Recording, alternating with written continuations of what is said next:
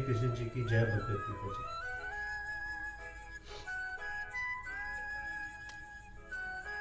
युक्तहार विहारस्य युक्तचेष्टस्य कम्रसु युक्तस्वप्नावबोधस्य योगो भवति दुखा। दुखों को नाश करने वाला योग तो यथा योग्य आहार विहार करने वाले का, कर्मों में यथा योग्य चेष्टा करने वाले का और यथा योग्य सोने तथा जागने वाला का ही सिद्ध होता है। युक्त आहार विहार करने वाला किसे कहते हैं? खान पान की वस्तुओं का नाम आहार है और चलने फिरने की क्रिया का नाम विहार है। ये दोनों जिसके उचित स्वरूप में और उचित परिणाम में हो उसे युक्त आहार विहार करने वाला कहा करते हैं। खाने पीने की वस्तुएं ऐसी होनी चाहिए जो अपने वर्ण और आश्रम धर्म के अनुसार सत्य और न्याय के द्वारा प्राप्त हो, शास्त्रानुकूल सात्विक हो, रजोगुण और तमोगुण को बढ़ाने वाली ना हो, पवित्र हो, अपनी प्रकृति स्थिति और रुचि के प्रतिकूल ना हो तथा योग साधन में सहायता देने वाली हो। उनका परिणाम भी उतना ही परिमित होना चाहिए जितना अपनी शक्ति स्वास्थ्य साधन की दृष्टि से कर एवं आवश्यक हो। इस प्रकार घूमना फिरना भी उतना ही चाहिए जितना अपने लिए आवश्यक और हितकार हो। ऐसे नियमित और उचित आहार विहार से शरीर, इंद्रिया और मन में सत्वगुण बढ़ता है तथा उनमें निर्मलता, प्रसन्नता और चेतनता की वृद्धि हो जाती है, जिससे ध्यान योग सुगमता से सिद्ध होता है। कर्मों में युक्त चेष्टा करने का क्या भाव है? वर्ण, आश्रम, अवस्था, स्थिति और वातावरण आदि के अनुसार जिसके लिए शास्त्रों में जो कर्तव्य कर्म बतलाए गए हैं उन्हीं का नाम कर्म है। उन कर्मों को उचित स्वरूप में उचित मात्रा से यथा योग्य सेवन करना ही कर्मों में युक्त चेष्टा करना है।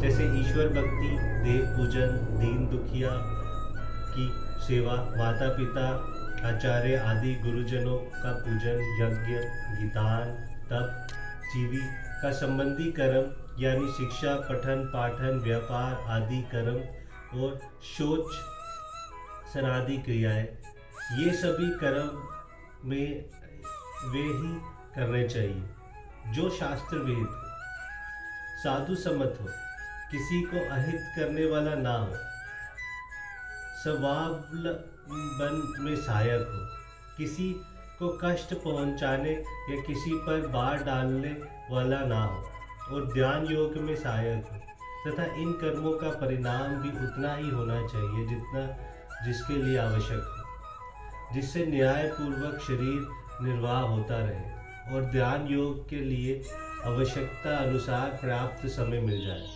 ऐसा करने से शरीर, इंद्रिय और मन स्वस्थ रहते हैं और ध्यान योग सूक्ष्मता से सिद्ध होता है। युक्त सोना और जागना क्या है?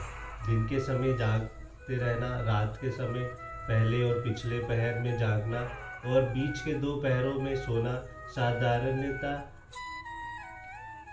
या इसी की उचित सोना जागना माना जाता है। तथापि ये नियम है कि सबको बीच के 6 घंटे सोना ही चाहिए। ध्यान योग की अपनी प्रकृति और शरीर की स्थिति के अनुकूल व्यवस्था कर लेनी चाहिए। रात को 5 या 4 ही घंटे सोने से काम चल जाए।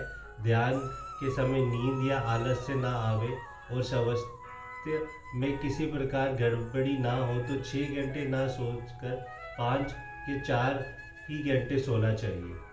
युक्त शब्द का यही भाव समझना चाहिए कि आहार विहार कर्म सोना जागना शास्त्र से प्रतिकूल ना हो और उतने ही मात्रा में हो जितनी जिसकी प्रकृति, स्वास्थ्य और रुचि के ख्याल में उपयुक्त और आवश्यक हो।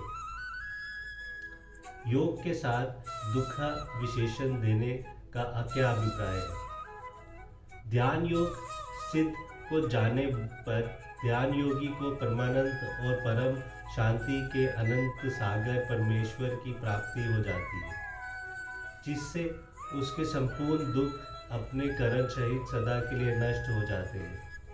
फिर ना तो उसे कभी भूल कर भी जन्म मरण रूप संसार दुख का सामना करना पड़ता है और ना उसे कभी स्वप्न में भी चिंता, शोक, भय, उद्वेग आदि ही होता है। ये स्वर्था और स्वर्धा आनंद के महान प्रशांत सागर में निगमन रहता है। दुख का अत्यंत नाश करने वाले इस फल का निर्देश करने के लिए ही योग के साथ दुख का विशेषण दिया गया है। जय श्री कृष्ण जी की जय।